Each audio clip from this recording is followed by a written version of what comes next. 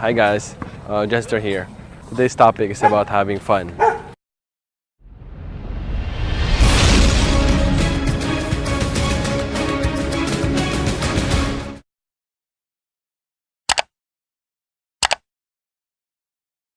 So, I'm here, Samal, and kasama ko yung team ko para sa team building namin. Bakit having fun yung topic? Because sabi nga nila, all work and no play makes a dull person. Sometimes, pag lagi kang nag-work, kailangan mo rin ng rest time. Meron akong kwento. Yung dati, pastor nag-isip siya ng game na pwede niya mabanding yung mga tao. Kasi gusto niya i-share yung Christianity. So naisip yung basketball. Noong una, have fun yung mga tao, nag-enjoy, naglaro.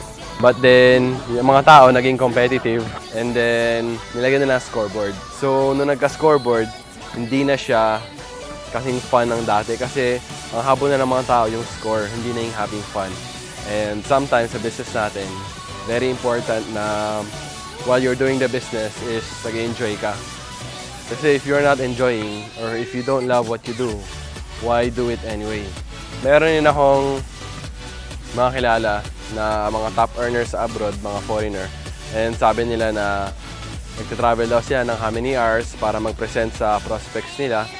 And everyday, ginagawa na yun. And usually, wala or sobrang konti lang sumasali. Pero pag uwi nila, masabi na, woo! Nag-have fun pa rin sila. Na sabi nila, it doesn't matter kung sumali sila o hindi as long as we're having fun. And nakita ko is maraming mga tao masyado na concentrated sa work nila. Nakalimutan nila mag-have fun.